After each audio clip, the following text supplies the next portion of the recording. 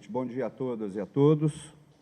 Agradecer mais uma vez aos organizadores pelo convite para estar aqui com vocês e a gente poder conversar um pouco sobre esse conjunto de temas aí que estão envolvidos, né, na pesquisa que está se iniciando, mas também como uma oportunidade de, nesse seminário, a gente poder trocar informações sobre as pesquisas que a gente já vem realizando e como é que elas podem se conectar, colaborar, interagir com os temas que estão sendo discutidos a partir desse eixo da infraestrutura, do desenvolvimento e do território. Eu vou fazer o seguinte, então, desde ontem a gente está trocando informações, né? E eu queria mostrar um pouco para vocês das pesquisas que eu estou realizando, que tem a ver com dinâmicas imobiliárias urbanas, que tem a ver com a identificação de processos de transformação da terra urbana, dos agentes em múltiplas escalas que hoje estão transformando as cidades brasileiras, muito com ênfase nesse recorte que eu tenho sobre a rede urbana brasileira, que são as chamadas cidades médias, né? Um pouco pensando na diversidade da urbanização brasileira, da gente pensar nos processos em múltiplas escalas geográficas e a gente poder apreender um pouco dessa realidade que, às vezes, a literatura não trata muito, né?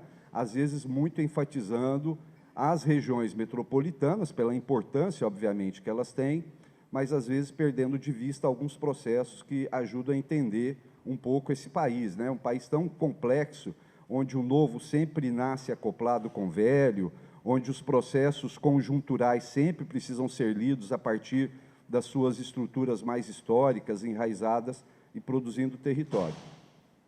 Mas aí também um pouco na conversa que a gente teve aqui, né, apareceu a ideia da gente falar um pouco também sobre financeirização em particular, e eu também queria falar um pouco sobre isso.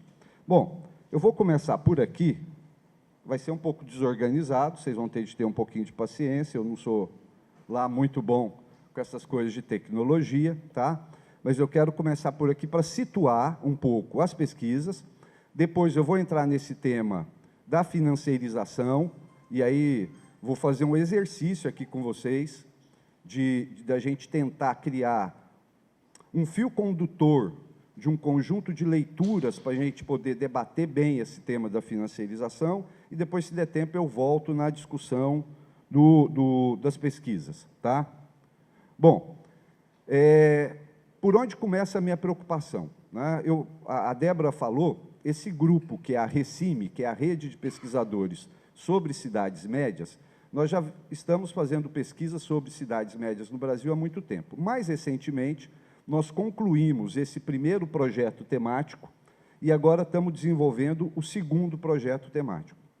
O primeiro, chamado Lógicas Econômicas e Práticas Espaciais, Cidades Médias e Consumo, nós analisamos as transformações econômicas e espaciais de algumas cidades médias a partir da lógica dos capitais que chegam nessas cidades e produzem reestruturação urbana e reestruturação da cidade. Então, nós partimos das lógicas econômicas para a gente entender as transformações nas chamadas práticas espaciais, ou como os citadinos vivem e se apropriam da cidade. Neste segundo projeto temático, que é intitulado Fragmentação Socioespacial, Urbanização Brasileira, Escalas, Vetores, Ritmos e Formas, nós, do ponto de vista metodológico, nós estamos invertendo a pesquisa e nós estamos começando pelos citadinos.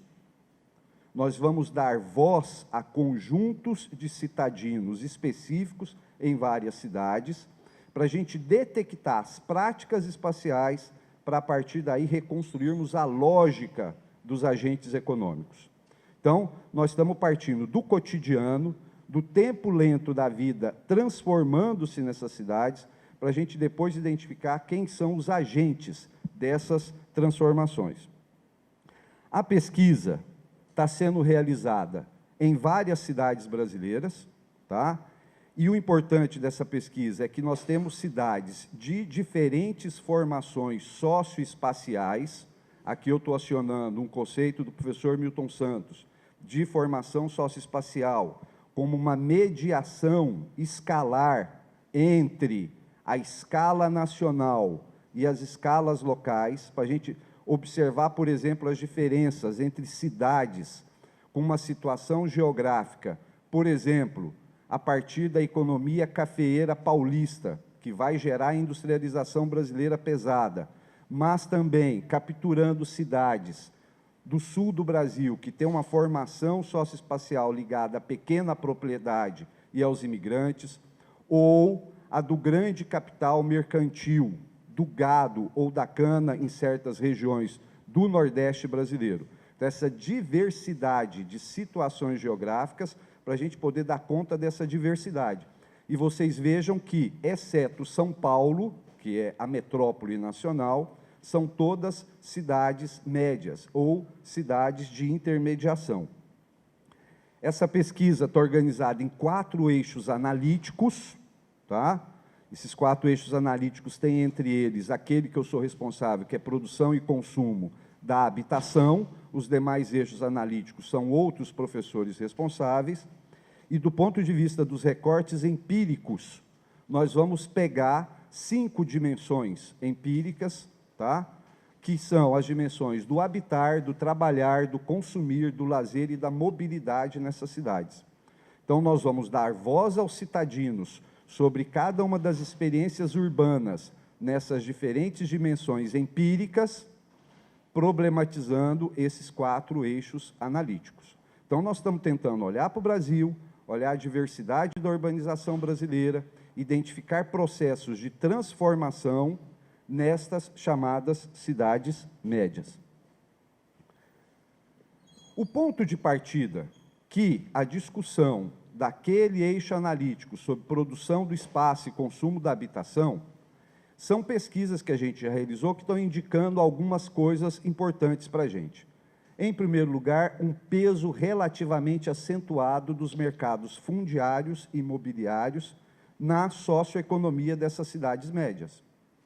São cidades onde os capitais se organizam em função da produção, da expansão territorial urbana de maneira sistemática.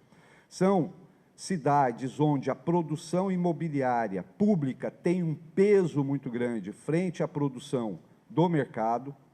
São cidades onde grupos econômicos, em geral familiares, monopolizam a terra, controlam os vetores de expansão e alimentam outros negócios econômicos a partir da terra.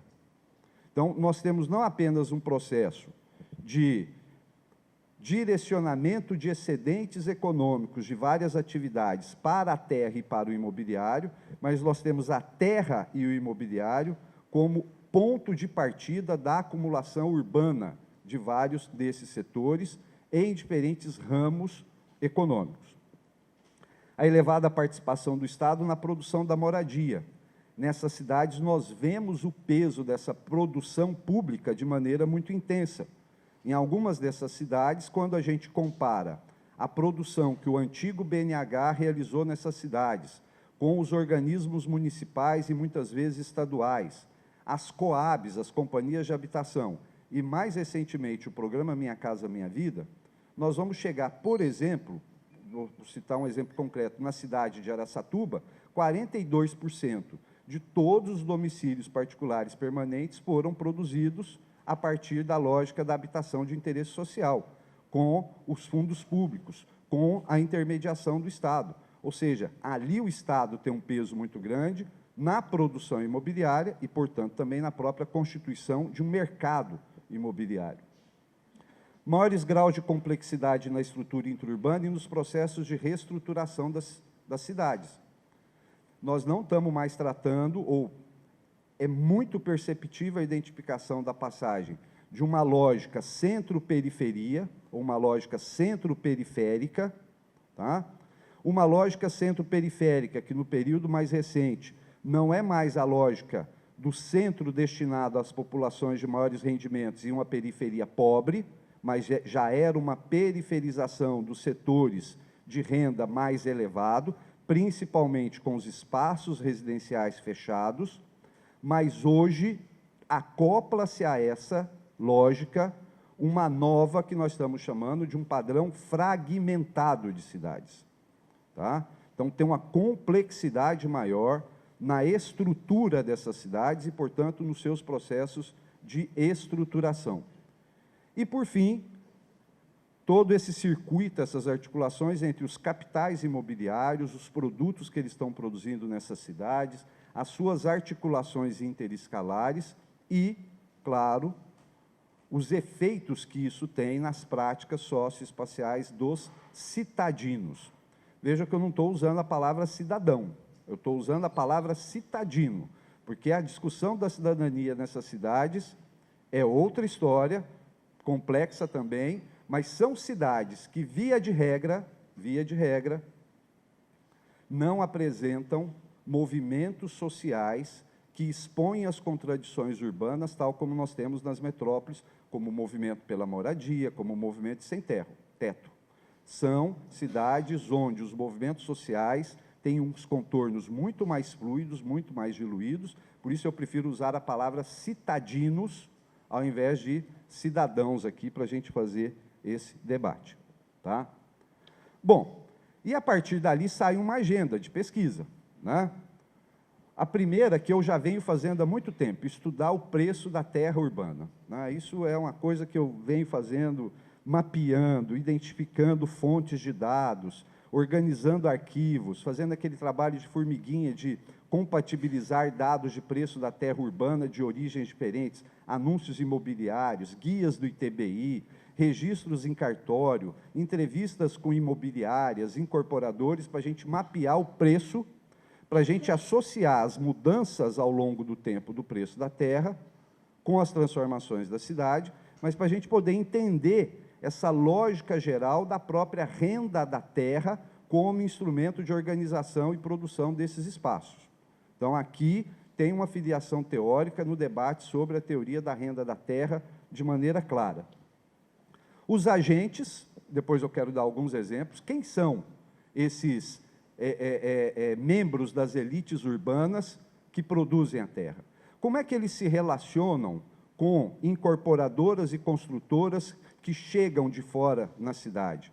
Como é que eles se articulam com o poder local, né? Por exemplo, a velha prática da que a gente chama de porta giratória, né? Como é que alguém hoje é o representante local do Sinduscom, do Sindicato da Indústria da Construção Civil, amanhã é o secretário de Planejamento, depois de amanhã ele é o presidente de uma agência local de desenvolvimento. Como é que essas elites se comportam e circulam nessas cidades, né? A gente costuma brincar, numa cidade média, a elite é tão pequena que ela frequenta a mesma loja maçônica, os filhos estudam na mesma loja de inglês, na mesma escola de inglês, eles frequentam as mesmas lojas do shopping center e vão nos mesmos restaurantes. E eles se casam entre si, né? Então, tem uma coisa interessantíssima aqui para a gente pesquisar. Bom, a produção e o consumo da habitação, o programa Minha Casa Minha Vida, claro, isso teve um impacto, né, tremendo, e eu tenho estudado muito o programa Minha Casa Minha Vida, não a partir do local de destino das famílias, os empreendimentos em si. Eu tenho estudado o programa Minha Casa Minha Vida a partir do local de origem das famílias. Onde que as famílias moravam antes de ir para os empreendimentos habitacionais novos, tá? Aqui acaba mostrando uma faceta da reestruturação da cidade, em que, no primeiro momento, teve uma espécie de apropriação do mercado por aqueles imóveis que antes estavam ocupados por aquelas famílias. Esses imóveis entram no mercado de novo por preços mais altos, mas agora, recentemente, com a crise econômica, né, o que nós estamos acontecendo? Famílias do mesmo extrato de renda voltam a ocupar os mesmos imóveis que anteriormente. E, por fim, aquilo que a gente está chamando aqui da financiarização do espaço, que é o tema mais escorregadio, o mais complexo e aquele que talvez exija mais esforço teórico-analítico da nossa parte. Depois eu vou mostrar para vocês, eu estou estudando um recorte desse tema, tá? Que são os chamados certificados de recebíveis imobiliários, né?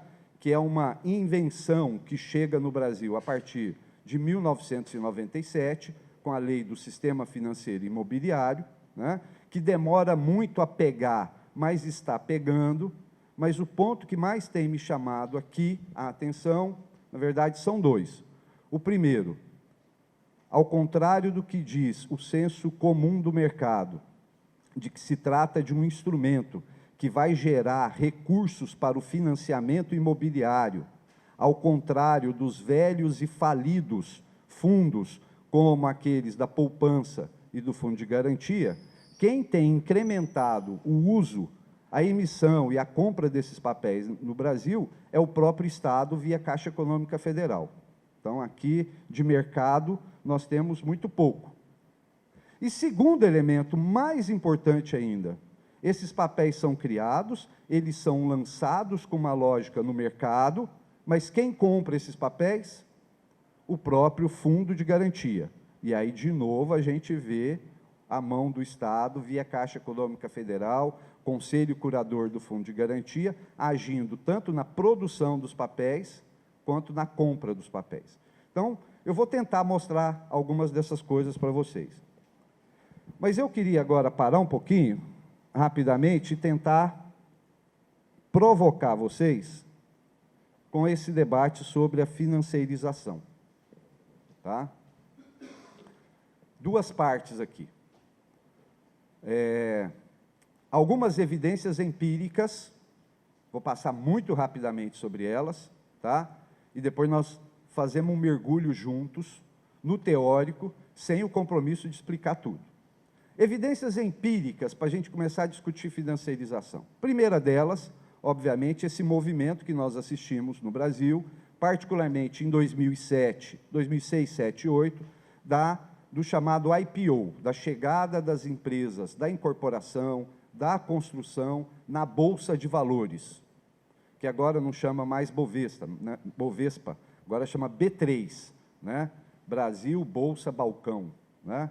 Que fundiu a antiga Bovespa com a CETIP, que é uma companhia fiduciária, né? Bom, aqui nós temos um movimento, nós tivemos um pouco da chegada dessas empresas no ano de 1977, 77 a Bolsa de Valores quebra, né? Uma socialização dos prejuízos tremendo. O professor João Sayad tem um texto que ele explica muito bem isso, e depois elas voltam agora nesse período recente. Duas coisas chamam a atenção com a abertura desses capitais. E eu vou pegar aqui só uma empresa, a MRV. Tá? Antes da abertura do capital da MRV, que foi em 2006, tá? Nós já vamos detectar a chegada de um fundo internacional que compra 16,7% das ações de participação na MRV. Então, aqui, veja, antes de abrir o capital, tem uma injeção de recursos via um fundo internacional, aliás, um fundo de um dos maiores especuladores imobiliários do mundo, o Charles Gibbons, né? Depois eu acho que o Daniel vai falar disso muito melhor do que eu. E só essa injeção de capital produziu um crescimento da receita líquida de 174%, e depois que ela abriu o seu capital, a receita líquida cresceu mais 178%. A imagem que a gente poderia fazer aqui brincando é de um anabolizante, né? Você tem lá um sujeito na academia, ele horizonte, e de repente ele explode de crescer. Tá? O faturamento cresceu 10 vezes entre 2007, que é o momento que ela abre o capital, logo depois, e 2010, de 71 bi para 714 bilhões de reais. Em 2009, o Janus Capital Management adquiriu 5,7% das ações da MRV.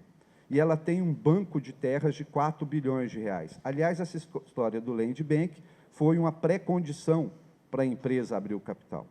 O que eu quero chamar a atenção aqui? Duas coisas. Primeiro, a chegada dessas empresas ao mercado de capital, mas os fundos de investimento que passam a fazer parte da composição societária e essa estratégia territorial de formar grandes bancos de terra, que ela sai comprando terrenos em várias cidades brasileiras para dar conta das regras da governança corporativa imposta pela própria Bolsa de Valores ou pela Comissão de Valores Mobiliários. Aqui nós temos uma evidência empírica para a gente começar a discutir financiarização. Bom, tem a história da Rodobens, da Brookfield, da Gafisa, da Cirela. Deixa eu pegar outro exemplo aqui. A mudança na anatomia dos capitais que estão produzindo esses diferentes produtos imobiliários no Brasil. Essa é uma empresa muito interessante, que eu estou querendo começar uma pesquisa mais profunda sobre ela, a Tenco, que é uma construtora e administradora de shopping center. Então, não estou falando das grandes que aparecem nas mídias, nas primeiras posições das empresas de mercado. Vamos pegar uma empresa média, até porque ela só constrói e administra shopping center em cidades com até 250 mil habitantes. O que mostra que o território faz parte da estratégia de planejamento empresarial dessas empresas. Tá? Esse é o corte dela, 250 mil habitantes. Em 2011, ela criou um fundo de R$1 bilhão associando-se ao Pátria Investimento. Esse Pátria Investimento é aquele que frequenta as colunas policiais da Lava Jato, tá? Que conta com um fundo americano, Blackstone, com mais de 400 bilhões de dólares entre os seus investidores. Então, nós estamos falando de uma empresa média, que nasce em Belo Horizonte em 88, que se especializa territorialmente na produção de shopping numa determinada faixa da rede urbana e que recebe uma injeção de um fundo brasileiro que, por sua vez, está articulado com um fundo financeiro internacional que investe em energia, que investe em transportes, que investe em logística e que investe no imobiliário. Então, a segunda evidência empírica. Terceira evidência empírica. O BNDES emitindo letras de crédito imobiliário para pagar a União. Naquelas relações entre o BNDES e o Tesouro Nacional sempre injetando alguns recursos no BNDES para pagar essa dívida, tá? O BNDES é autorizado a criar letras lastreadas em créditos imobiliários dos imóveis do BNDES, para capitalizar essas letras no mercado, para poder pagar a União. E aqui, rapidamente, mais uma evidência empírica, os certificados de recebíveis imobiliários e em quais cidades brasileiras eles estão. Aqui à esquerda de vocês, as emissões do ano de 2002, que foram muito pequenas, e à direita, as emissões do ano de 2015. Tá? E aqui eu estou fazendo só 2002 e 2015, por uma questão de procedimento metodológico, para não comparar laranja com banana. Aqui só estão as emissões da Caixa Econômica Federal, tá? De imóveis financiados pela Caixa Econômica Federal. Não estão aqui as emissões de outros bancos e de outras securitizadoras, tá? Só para a gente comparar o comportamento da Caixa Econômica Federal.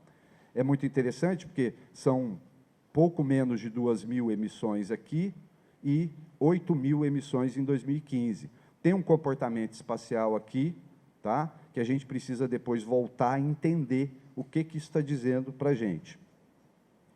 Bom, por fim, tá? Só para terminar essa parte, essa matéria agora de janeiro de 2019, que eu quero chamar a atenção, está muito pequenininho, eu vou ler só esse pedacinho aqui, ó. Os planos recém-anunciados pela Caixa Econômica Federal de captar 100 bilhões de reais em financiamento por meio da securitização dos financiamentos imobiliários poderão acelerar o desenvolvimento do mercado brasileiro.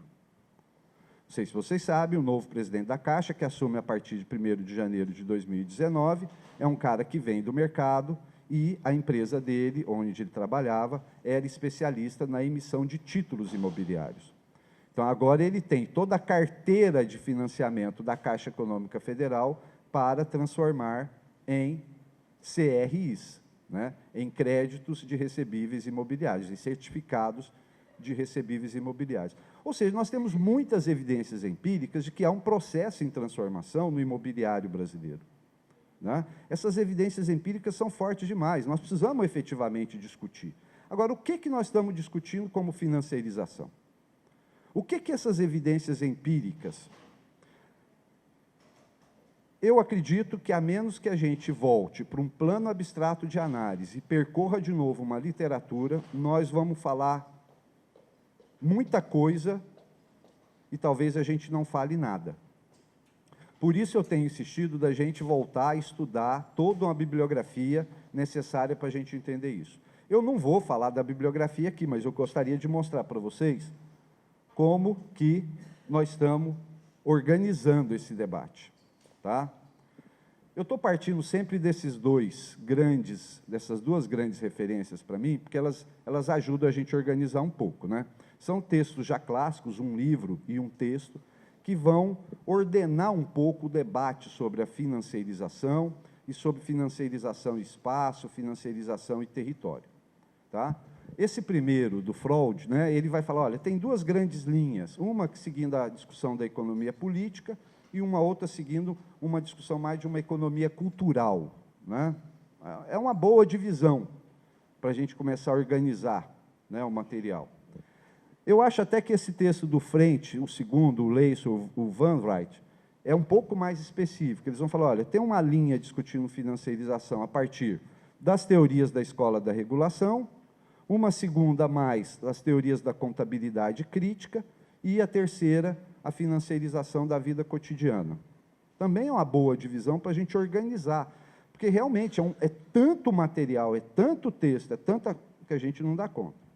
Então, partindo disso, como é que a gente poderia montar uma biblioteca básica para estudar financiarização?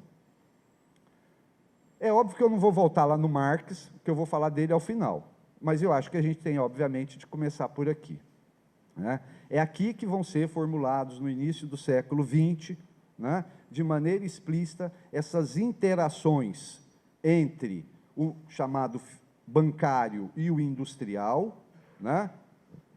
O Hilferding vai falar do casamento entre o capital bancário e o capital industrial, vai falar como o capital bancário e industrial vão dar origem a uma nova forma concreta e histórica de capital, que é o financeiro, né? E tem duas coisas que me parecem importantes nesses dois, para a gente pontuar. Do Hilferding, lembrar que ele começa a mostrar para a gente as participações cruzadas, né, nos níveis, não apenas da propriedade do capital, mas da gestão do capital entre indústrias e bancos.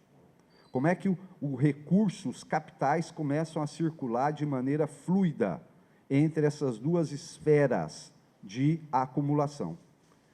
E o Lenin, fundamental para a gente entender isso do ponto de vista da produção de uma escala mundo a partir do imperialismo, né? Sem um reescalonamento geográfico do capitalismo, que o Lenin vai tratar como imperialismo, a gente não consegue dar conta da discussão do capital financeiro. Então, para a gente começar. Depois a gente deveria passar para o Keynes. Ontem o Fábio já citou aqui, né, a incerteza radical como elemento organizador de todos os mercados no capitalismo. E de como todas as estratégias capitalistas vão caminhando na direção de controlar, diminuir ou contornar esta incerteza radical em ações e reações que vão se combinando, produzindo aquilo que a gente chama da dinâmica do mercado, né? Aqui nós temos o Keynes, e eu acho que o maior intérprete dele, o Minsky, né, que vai colocar a questão da moeda e do crédito como centro fundante de toda a dinâmica econômica contemporânea. E, ao colocar a moeda e o crédito como centro da dinâmica econômica contemporânea, vai nos trazer a perspectiva de como vão sendo criados os instrumentos para antecipar o futuro, para diminuir as incertezas e para gerar um ambiente de operação dos capitais mais seguro. Então, ontem eu falei, e eu volto a repetir, porque eu acho que o ponto de partida para a gente estudar se um processo é ou não financeiro, na minha perspectiva, para a gente debater, é sempre perguntar para ele o seguinte: está antecipando o futuro? Está trazendo o futuro para o presente? Né? Porque quando você fornece um crédito imobiliário para alguém comprar uma casa para pagar em 30 anos, você está, claro, objetivamente, pensando nesse financiamento em 30 anos, mas você só vai contar com a amortização e os juros ao final de 30 anos. Você está concedendo um financiamento de longo prazo. Precisa ter um sistema de crédito organizado para isso? Precisa. O capital vai ficar imobilizado por 30 anos, retornando para o cedente aos pouquinhos? Sim. A questão é, quando se cria algum mecanismo para não se esperar os 30 anos e antecipar os 30 anos para hoje. Acho que aqui está a chave para a gente entender essas questões. Depois eu passaria para cá, né? O Baran, o Suíze, o Magdoff, que vão falar do capital, do capitalismo monopolista, do papel do Estado na constituição dos grupos econômicos e dos diferentes capitais, tá? Como centro do desenvolvimento capitalista, né? Então, nós não estamos falando mais da empresa concorrencial, nós estamos falando de empresas multimercados, não apenas do ponto de vista da produção, mas cada vez mais da acumulação, no sentido mais geral da palavra, tá? Então, é uma bibliografia que já nos anos 40 está mostrando para a gente o poder dos oligopólios e dos monopólios, né? Deformando, vamos dizer assim, o velho mercado concorrencial e produzindo um mercado organizado a partir dessa oligopolização. Toda a discussão da teoria da regulação não poderia ficar de fora, né? O Freud já tinha, o Frente também já tinham mostrado isso para a gente. Separei apenas 3, né? O Alietá e o Chesnais. Claro, frequentam a nossa bibliografia muito sobre financiarização, pelo menos na geografia, né? O Chesnais, ele é obrigatoriamente lido quando nós vamos discutir isso. A perspectiva analítica que eles trazem, muitas vezes, entretanto, não é incorporada na nossa discussão. A gente vai lá no Chesnais, pega o que ele fala de financiarização, né? Sem a gente lembrar que eles estão construindo uma ideia de uma coerência que acopla na dinâmica econômica um padrão de reprodução social mais amplo, com uma relação salarial específica. Então, brincando assim, para mim, hein, vou falar para mim aqui, não adianta a gente pegar o Chesnais e ver a dominância financeira, sem a gente entender que essa dominância financeira está condicionada por um conjunto de outros elementos que regulam a reprodução do capital, né? E, mais do que isso, né, muitas vezes a gente toma os princípios e pressupostos deles sem olharmos de uma maneira crítica ao recorte que eles estão fazendo de um capitalismo do mundo desenvolvido, né? E a gente tenta trazer para a nossa realidade brasileira e latino-americana. Próximo. Vamos começar agora uma série de estudos que vão na linha da discussão da financiarização da vida cotidiana, vamos chamar assim. Eu começaria aqui com o Lapavitsas, né, com a expropriação financeira, né? Esse livro vai mostrar como os grupos financeiros vão cada vez mais se basear na propriedade ao invés da produção e vão encontrar as N formas de transformar mercadorias em ativos. Nessa linha aqui, eu poderia até colocar também o livro da Saskia Sassen, né, o Expulsões, que eu acho que traz alguns exemplos muito interessantes para a gente pensar essa ideia da expropriação financeira. Também colocaria aqui a biopolítica do endividamento hipotecário, principalmente esses trabalhos espanhóis da Garcia Lamarque e do Caica, mas também, bom, esses 2 textos, né, que a partir do exemplo espanhol vão chegar no impacto que essa financiarização do cotidiano vai produzir nas organizações familiares, vai transformar a sociabilidade de indivíduos e famílias. Eu acho que aqui tem uma linha muito interessante também, que está muito próxima do Bauman, do Vida Crédito, né? Mas mais interessante, talvez, eu acho, que o Maurício Lazarato, A Fábrica do Homem Endividado, né? Que nesse livro, recuperando um texto do Marx sobre moeda, do jovem Marx sobre moeda, associando esse texto do jovem Marx sobre moeda com o Deleuze e o Guattari, ele vai conseguir, o Lazzarato vai conseguir mostrar o endividamento, ou a fábrica do homem endividado, como o centro último de toda a política da financiarização. E eu gosto muito dessa ideia da política da financiarização, ou da política do endividamento. Talvez mais interessante do que a gente falar da financiarização como um fato, seria interessante a gente pensar na financiarização como uma política, né? E eu acho que aqui está muito bem sistematizado esse conjunto. Bom, o Arrighi, o Wallenstein ali do outro lado, e o Fiore, né, para a gente começar a trazer também alguns brasileiros, vão dar conta desse período mais recente para a gente mapear continuidades e rupturas no processo. Eu leria esses três para identificar isto. O que temos de continuidade e o que temos de mudanças neste processo da política da financiarização. Não podemos deixar, na minha avaliação, dois brasileiros aqui de fora desse debate. O professor José Carlos Braga, tá? Com a tese de doutorado dele apagada, que ninguém consegue ver, né? Tem de acreditar em mim, que isso aqui é a folha de rosto da tese do Zé Carlos Braga, né? E apenas um exemplo de texto da professora Leda Paulani, né? Que eu acho também que joga luz para a gente poder aproximar das nossas realidades subdesenvolvidas, mas é mais que isso. Ambos vão falar da mudança estruturante que as formas de propriedade vão ter no capitalismo contemporâneo. Essa questão da propriedade, da riqueza, né? Não apenas do capital em geral, mas da riqueza, é o elemento central para a gente discutir, talvez, essa política da financiarização. Trouxe esse livro aqui porque é um desafio.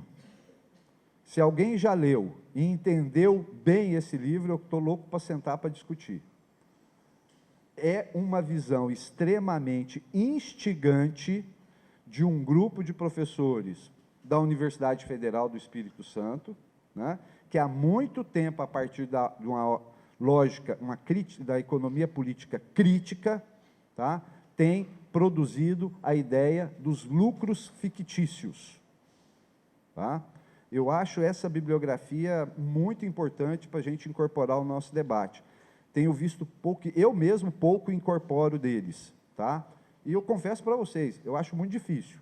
Eu acho muito difícil. Não só pelo elevadíssimo nível de abstração da formulação, mas por essa ousadia de pensar que nós precisamos incorporar novas categorias na economia política, dentre elas a dos lucros fictícios. Vejam o subtítulo desse livro, Formas Parasitárias da Acumulação Contemporânea. Então, não mudou apenas a maneira de se produzir riqueza, mas mudou a representação da riqueza. Essa coisa da representação da riqueza, da representação do valor, que poderia nos remeter de novo, né, Brandão, lá o Valor e Capitalismo do Beluso, acho que fecha um ciclo de entendimento, né, da gente entender como é que o capitalismo produz a riqueza, produz as formas de representação da riqueza, produz as medidas da riqueza. Né? É isso que eles estão tratando. Para a gente aproximar do espaço, nós estamos aqui no IPUR, né? Eu venho da geografia, nós precisamos fazer o diálogo com o espaço. E estou terminando. Vocês veem que o percurso é longo, gente, o desafio é imenso para a gente, né? Eu começaria aqui com esse livro, Money, Power and Space, que é um livro já antigo, mas extremamente atual, de uma geografia econômica crítica, que vai analisar não só do ponto de vista da produção do espaço, mas da produção dos mecanismos econômicos da produção do espaço, o que acontece com o capitalismo, espacialmente, dos anos 70 para cá. Tá? Os autores, são vários capítulos, cada capítulo de um autor, eles se filiam a várias correntes teóricas, mas eles partem sempre do fim do padrão ouro, né, nos anos 70, e a autonomização da valorização a partir da captura do território. os dois que não poderiam faltar, né? Harvey e Lefebvre. Não preciso falar muito, porque aqui nós vamos ter as aproximações sucessivas à dimensão da produção do espaço, né? Assumir de uma vez por todas que o espaço, ele não é um dado, ele é produzido e ele é uma dimensão ativa dos processos. É o Harvey e o Lefebvre, por mais que um não dialogue com o outro, por mais que tenha rupturas aqui no diálogo interno, eu acho que a gente precisa colocar os dois, um do lado do outro. Eu avançaria, né, para o Harvey do Limites do Capitalismo.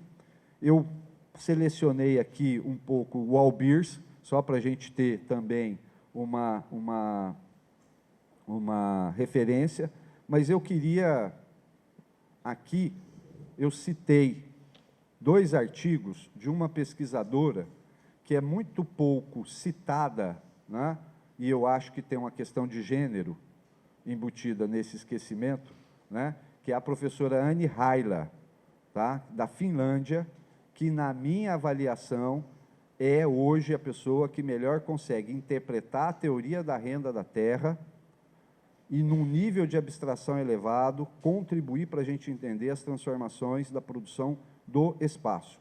Não sei se vocês viram o livro mais recente dela, sobre Singapura, né? A teoria da renda da terra, ou a terra em Singapura. É algo muito interessante, não só porque Singapura é um caso de uma ilha, onde a terra é propriedade do Estado, né? Mas como é que a renda da terra coordena, tem uma capacidade de coordenação dos investimentos capitalistas no território. Bom, vocês vejam que é um passeio pela bibliografia, tentando ordenar os pontos. Não me peçam para explicar cada um deles em separado, não é uma questão agora da gente entrar no detalhe, mas da gente tentar encontrar uma lógica analítica, ainda abstrata, para a gente poder se aproximar das categorias centrais do debate que nos interessa, que são as transformações que nós estamos assistindo na sociedade e no território brasileiro. Em que medida esses elementos do que a gente chama hoje de uma política de financiarização têm capturado, interagido e transformado agentes locais, cidades de diferentes estratos da rede urbana e refuncionalizado, na falta de uma palavra melhor, uma riqueza que sempre esteve presente na constituição do território brasileiro, que é a terra, e que agora está sendo refuncionalizada, está sendo revalorizada, está sendo retornada para os circuitos de acumulação transescalares do capitalismo. Vou encerrar, tá? Eu não vou conseguir mostrar tudo, mas 2 coisinhas eu queria mostrar para vocês.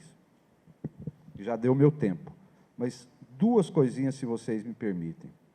Eu vou voltar aqui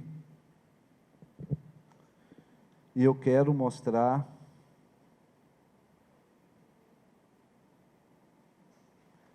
esse problema que a gente sempre pensa que vai falar demais, né? Que vai ter todo o tempo do mundo só para si mesmo. Eu quero mostrar isso aqui. Isso e o próximo mapa. Esse é um mapa que todo mundo conhece, é o mapa da REGIC, a Região de Influências das Cidades, produzido pelo IBGE no ano de 2007, publicado em 2008, e eu quero extrair 2 informações desse mapa. Primeiro, uma que todo mundo observa ao olhar o mapa.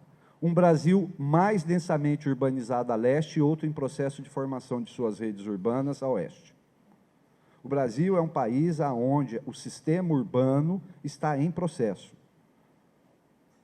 O Brasil ainda é um país em que as redes urbanas ainda estão se constituindo. E o mais interessante, esta rede urbana mais densa a leste, ela foi produzida num determinado meio técnico, e esta nova rede urbana está sendo produzida num meio técnico, científico e informacional. Eu acho que isso é uma chave para a leitura do território brasileiro. Segunda questão que eu queria chamar a atenção. A leste, as metrópoles exercem um papel de comando extenso sobre o território. Basta a gente olhar as setas. São Paulo alcança Manaus. São Paulo alcança a Fortaleza, a metrópole nacional alcança o território, as metrópoles do leste alcançam territórios maiores, mas a oeste, as capitais regionais e os centros subregionais é que exerce papel de controle e comando sobre o território. Quem dá ossatura a partir da rede urbana são as chamadas cidades de intermediação, que nós estamos vendo a oeste no mapa. Então, nós temos uma primeira aproximação de uma diversidade dos processos, tempos, ritmos, né, da organização entre território, região e rede urbana de maneira muito diferenciada, né? Então, não adianta a gente olhar para uma parte só desse território. Nós precisamos hoje fazer uma análise do conjunto do território para a gente poder aprender suas particularidades. E aí esse segundo mapa, tá? Esse segundo mapa, eu acho ele fantástico. Ele é produzido pelo professor Jean Bitum, lá da Federal de Pernambuco, a professora Lívia Miranda e a professora Rosa Moura, do Paraná. Qual é o exercício desse mapa? O exercício desse mapa é partir da REGIC, o mapa anterior, tá? E tentar descobrir quais seriam as cidades médias brasileiras, ou quais seriam as cidades de intermediação na rede urbana, tá? E para fazer esse exercício, o que eles fazem? Eles vão, em primeiro lugar, tirar da REGIC todas as metrópoles, tá? Claro, é outra forma espacial, é outro conteúdo, é outra estrutura. Então, eles vão tirar as metrópoles. E eles vão tirar as capitais regionais A. O que são as capitais regionais A? São, no geral, exceto uma que é Campinas, né, são as capitais dos estados. Então, por ser capital, concentra naturalmente e centraliza naturalmente serviços públicos e privados de outra natureza. As sedes das instituições, a sede do poder regional, estadual, está nas capitais regionais A. Então, eles tiram. Então, eles vão começar a trabalhar com as capitais regionais B e C. Adicionam às capitais regionais B e C os centros subregionais A ou B, pelo nível de centralidade que eles exercem na região, em suas regiões. Vão adicionar os centros de zona A ou B com mais de 50 mil habitantes. E vão adicionar os centros de zona B com menos de 50 mil habitantes do norte, do nordeste e do centro-oeste. Veja, é um exercício metodológico aqui. E vão retirar os centros locais. Então, veja, eles tiraram as metrópoles e capital regional A, tiraram os centros locais e tiraram os centros de zona A com menos de 50 mil habitantes da região sul e sudeste. A princípio, resta no mapa as chamadas cidades que têm um potencial de serem as cidades de intermediação, de serem as cidades médias brasileiras. É uma sugestão, é uma formulação de um ponto de partida para a gente olhar para o território a partir do recorte da rede urbana. Não está pronto e não está acabado, exigindo agora da gente pesquisas empíricas a partir disso, tá? Eu acho que este mapa está mostrando para a gente um Brasil, né, aonde hoje estão se dando processos que a gente observa melhor ali, que são mais intensos ali do que nas metrópoles, tá? E que permitem a gente entender a difusão de determinadas lógicas, práticas e políticas com mais intensidade na produção do território brasileiro, tá? Não vai ter tempo, mas depois, no debate, eu mostro para vocês o que eu fiz. Eu peguei essa ossatura e adaptei todos os meus dados de certificados de recebíveis imobiliários, de transformação de casa em papel, de acordo com esse mapa. E a pergunta que eu fiz é: os certificados de recebíveis imobiliários estão crescendo mais nessas cidades ou nas metrópoles? E a resposta é: estão crescendo mais nessas cidades. O volume de dívida imobiliária está crescendo mais nessas cidades ou nas metrópoles? Estão crescendo mais nessas cidades. Então, aqui nós temos um ponto de partida para a gente entender esses processos no e a partir do território, pensando um Brasil muito mais diverso do que aquele restrito só às realidades metropolitanas. Desculpa se eu passei demais, viu, Daniel? É? Então, vou mostrar. Primeiro que eu gosto muito dessa citação aqui a meu favor. Vou usar uma professora que eu sempre respeitei muito, a professora Ana Clara Torres Ribeiro, tá? Ela tem uma passagem que ela volta ao Milton Santos, num texto do Milton Santos de 1993, e ela fala assim, ó: os espaços novos, as cidades médias, como previu Milton Santos em 93, conduzem agora de forma privilegiada o encaixe da economia às tendências do mercado mundial. Enquanto as grandes cidades, construídas em períodos históricos anteriores, enfrentam as consequências sociais de uma forma de progresso cada vez mais seletiva e extrovertida. Adoro essa ideia da cidade média como o encaixe da economia às tendências do mercado mundial, ou como a escala geográfica capaz de abrir as portas do território às novas dinâmicas do capitalismo. Que tem uma síntese de escala geográfica, de formação socioespacial, de meio técnico, né? Só a Ana Clara daria conta de fazer uma síntese disso. E é pensando nisso que eu produzi, vou ao final, tá? Essas duas tabelas aqui, esses dois quadros, tabela, quadro.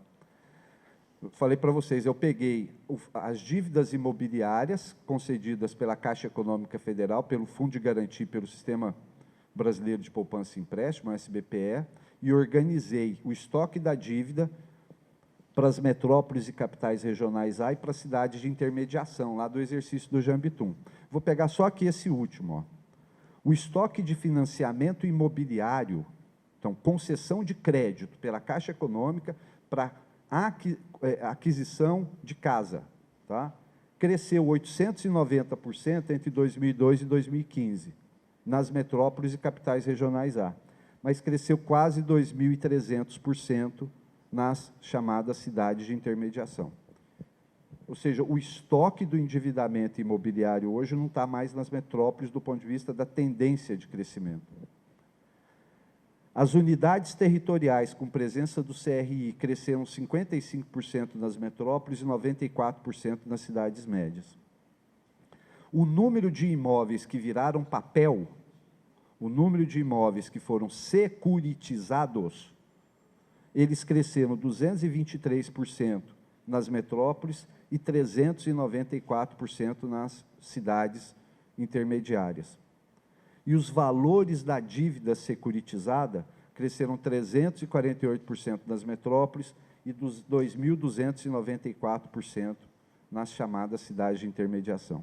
Quer dizer, por onde está se difundindo essa política de financiarização que concede um financiamento, produz dívida e transforma a dívida num papel que vai ser negociado no mercado, comprado pelo fundo público? É na cidade de intermediação. Então, aqui é um exemplo de como é que a gente pode olhar para o território e, a partir do território, para a gente ver processos que estão alterando a face das nossas cidades em diferentes escalas, seja na escala nacional, seja na escala da rede urbana, como eu estou enfatizando aqui para vocês, como também poderia ser na escala da cidade, ou, se vocês preferirem, na escala intraurbana. Quem são esses imóveis? Quais são as suas localizações? Quais são os seus preços? Né? Para a gente poder, então, entender esse processo. Eu acho que foi muita informação, eu espero não ter confundido demais vocês. Eu vou parar por aqui, porque senão eu vou inventar mais um mapa para mostrar, e aí, desculpa, Daniel, aí não tem jeito, tá? Obrigado.